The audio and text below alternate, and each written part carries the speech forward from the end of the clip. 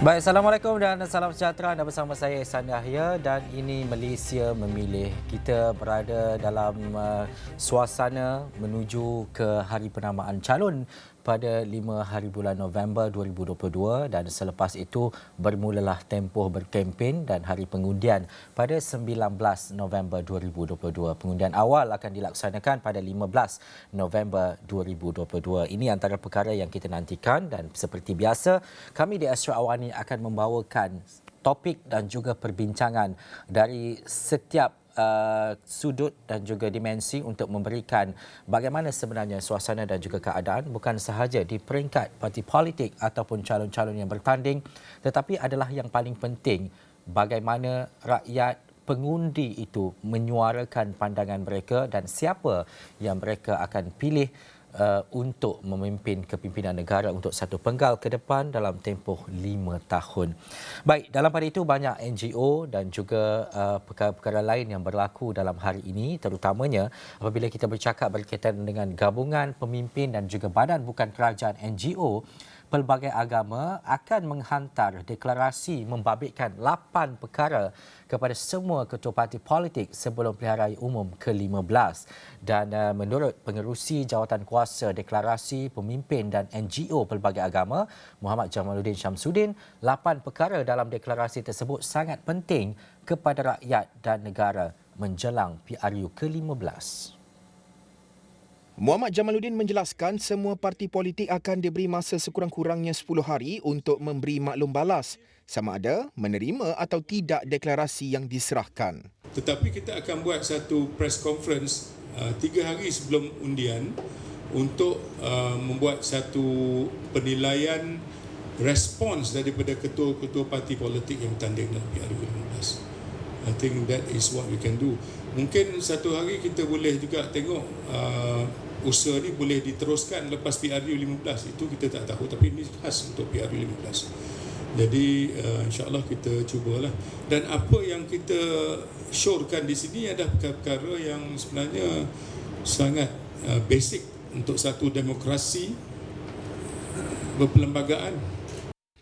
8 perkara dalam deklarasi tersebut adalah menyeru pemimpin politik supaya menghormati keluhuran perlembagaan persekutuan dan kedaulatan undang-undang, menuntut agar pemimpin politik memastikan konsep pengasingan kuasa antara cabang-cabang eksekutif, legislatif dan kehakiman dikekalkan dan diamalkan dengan setulusnya. Selain itu, gabungan NGO itu turut menuntut agar berlaku pemisahan kuasa antara pendakwa raya negara dan peguam negara, menuntut semua institusi dan agensi seimbang dan penguatkuasaan bebas, tegas dan berintegriti, selain menyeru agar semua pihak menjunjung demokrasi yang matang serta memastikan pengundi diberi maklumat dan fakta yang secukupnya daripada semua pihak yang bertanding dalam PRU 15. Mereka turut mencadangkan supaya debat terbuka diadakan segera di antara calon-calon parti politik dan mengingatkan semua parti supaya berhati-hati memilih calon yang bakal bertanding. Itu antara 8 deklarasi yang dikemukakan dan ia dilihat sangat penting terutamanya untuk ketua-ketua parti ataupun parti-parti politik yang bertanding untuk melihat kepada antara perkara-perkara yang perlu diambil perhatian khusus terutamanya dalam melaksanakan perancangan dan juga tindakan menjelang PRU ke-15 dengan lebih baik. Jadi Fauzi Fazil, Fellow Penyelidik Majlis Belia Malaysia MBM bersama saya melalui talian telefon ketika ini. Assalamualaikum Cik Fauzi. Waalaikumsalam warahmatullahi wabarakatuh. Cik Fauzi, pertama sekali, ini penglibatan puluhan NGO bersatu dalam satu suara membentuk 8 deklarasi dan pastinya kita nak mengetahui 8 deklarasi berkenaan akan dihantar kepada ketua-ketua parti yang bertanding untuk PRU ke-15, tetapi kenapa pentingnya deklarasi ini sampai kepada tangan pemimpin-pemimpin parti politik dan seterusnya melaksanakan ataupun melihat, menyelidik dan mengambil tindakan daripada apa yang dinyatakan oleh gabungan NGO ini? Okay, baik, terima kasih Awani atas peluang ini. Saya melihat apa yang dilakukan oleh Badan Gabungan MBM ini iaitu salah satunya ABIM yang berada dalam 30 NGO yang mendukung deklarasi ini adalah untuk mengingatkan kembali dan memperkukuhkan kembali ketua-ketua parti politik untuk berpegang kepada prinsip-prinsip perlembagaan dan juga demokrasi. Kerana sebelum ini kita lihat berlaku pencabulan demokrasi dan juga perlembagaan yang terlalu jelas dalam pentadbiran ataupun di kalangan ahli politik sebelum ini. Saya ambil contoh apabila ada kenyataan-kenyataan sinis yang mengatakan manifesto bukannya kitab suci, seperti meremehkan janji-janji yang diberikan semasa pilihan raya. Seperti juga apabila berlaku tuduhan-tuduhan nakal berkenaan dengan campur tangan pihak eksekutif dalam urusan kehakiman, walaupun tidak dapat dibuktikan, tetapi wujud tuduhan-tuduhan seperti ini yang seperti mencalarkan kepercayaan rakyat kepada ahli-ahli politik dan juga pentadbir kita. Oleh itu, apabila deklarasi ini jika didukung oleh pemimpin-pemimpin politik, diharap keyakinan rakyat dapat ditingkatkan semula dan ini akan secara langsung membawa kepada peningkatan jumlah keluar undi pada PRU 15 nanti.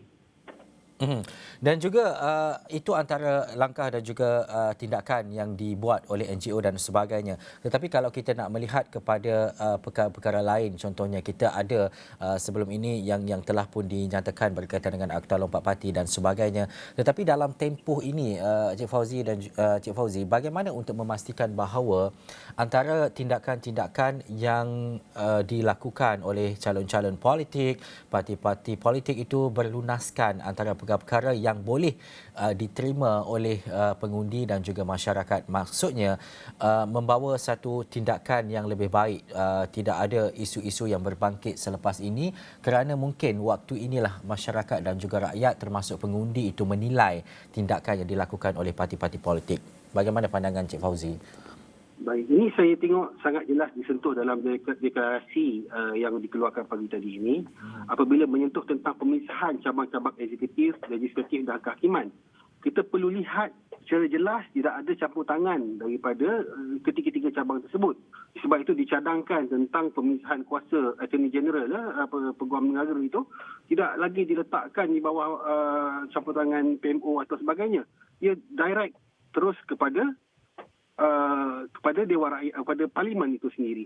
Dan begitu juga pelantikan-pelantikan ketua-ketua institusi yang penting seperti SPRM, Ketua Polis Negara. Pelantikan-pelantikan ini tidak boleh lagi ada bayangan campur tangan badan-badan eksekutif. Jika wujud lagi orang kata nasihat daripada badan-badan eksekutif untuk pelantikan-pelantikan tersebut, ini walaupun tidak dapat tidak ada bukti menunjukkan campur tangan, tapi ia mewujudkan cakap-cakap belakang di mana ada campur tangan, ada bisikan, ada nasihat yang diberikan oleh badan eksekutif. Dan ini tidak memberi gambaran yang jelas tentang pemisahan kuasa ketiga-tiga cabang pentadbiran negara ini. Dan juga Cik Fauzi, ada antara dalam deklarasi berkenaan yang menyeru agar semua pihak menjunjung demokrasi yang matang. Ini satu perkara penting untuk kita fahami. Bila kita menyebut berkaitan demokrasi, ia tidak semata-mata berkaitan demokrasi, tetapi ia perlu dilakukan dengan matang dan juga memastikan pengundi diberi maklumat dan juga fakta yang secukupnya daripada semua pihak yang bertanding dalam PRU ke-15. Apa antara isu-isu yang timbul dalam deklarasi ini yang mungkin dilakukan oleh parti-parti politik ataupun calon yang bertanding sebelum ini? Kita secara jelas apabila kita dapat lihat orang kata perkara-perkara yang boleh dimanipulasikan adalah berkenaan dengan isu-isu perkauman dan agama. Itu yang sangat jelas. Kalau kita nak cakap isu-isu lain tu mungkin terlampau remeh, mungkin isu peribadi ataupun isu dalaman politik, parti politik itu perkara remeh dan perkara yang biasa berlaku. Tetapi apabila maklumat-maklumat yang salah diberikan mengenai dengan mungkin tentang penguasaan parti politik terhadap isu-isu keagamaan dan etnik, ia menimbulkan ketakutan dalam kalangan masyarakat terbesar di negara ini. So maksudnya sini dalam deklarasi ini saya melihat ABIM yang merupakan badan gabungan MBM mahu supaya maklumat tentang isu-isu perkauman dan juga isu-isu keagamaan ini tidak menjadi isu utama. Jika dia dimainkan juga, ia dijelaskan dengan fakta yang jelas. Seperti contoh, kalau kita tengok sebelum ini apabila dimainkan terlampau banyak pada PRU 13 tentang isu-isu keagamaan melibatkan orang bukan Islam, terdapat tindakan yang agresif seperti melempar kepala binatang ke dalam rumah ibadat, menyembah cat kepada rumah ibadat. Perkara-perkara ini tidak sihat kerana ketakutan yang timbul dalam kalangan rakyat terbanyak apabila isu perkauman dan keagamaan itu dimainkan secara berleluasa. Dan juga Cik Fauzi, akhir sekali, bagaimana untuk Cik Fauzi melihat kepada satu tindakan yang lebih baik dilaksanakan ataupun dilakukan menjelang ke PRU 15 ini? Apa antara bagaimana dan juga apa harapan Cik Fauzi Fazil untuk melihat kepada satu PRU yang lebih baik, bukan sahaja berdasarkan kepada 8 deklarasi tetapi kepada semua pihak, khususnya parti politik, pengundi dan sesiapa sahaja, untuk memastikan keadaan itu lebih baik daripada tahun-tahun ataupun daripada pilihan raya sebelum ini? Saya di pihak NGO, kita menyambut baik apa yang telah dihulurkan oleh pihak SPR untuk melibatkan badan seperti MBM untuk menjadi pemerhati dalam pilihan raya ini. Sekurang-kurangnya kami sebagai golongan yang orang kata non-governmental NGO ini dapat menjadi orang kata penyokong kepada keadilan pilihan raya yang akan dijalankan nanti. Yang keduanya, saya melihat tentang orang kata debat antara ketua-ketua parti politik itu perlu disegerakan. Saya sangat menyokong perkara itu kerana sesiapa sahaja selepas ini yang menang dalam pilihan raya akan datang tidak dapat lari lagi daripada janji yang telah ditaburkan, kerana ia bukan hanya tertulis tapi dinyatakan secara jelas dalam orang kata debat terbuka. Dan saya harap Istimewa ini dapat menawarkan platform tersebut, Expo terutamanya menawarkan platform tersebut kepada ketua-ketua parti ini dalam keadaan yang segera. Terima kasih. Baik, itu antara mungkin perkara yang kita harapkan, dan terima kasih kepada Fauzi Fazil, Fellow Penyelidik Majlis Belia Malaysia. Banyak lagi antara perkara yang boleh kita sentuh bersama dengan Fauzi, terutamanya berkaitan dengan pengundi muda, isu-isu lain dalam PRU ke-15 dan sebagainya menerusi data-data yang kami sediakan. Tapi pastinya ini saja waktu yang kita ada waktu ini, Cik Fauzi. Nanti kita akan bersama-sama lagi. Kita nak berhenti rehat seketika. Malaysia Memilih selepas ini saya nak ke Terengganu sebab ada data dan juga fakta penting untuk saya kongsikan kepada anda.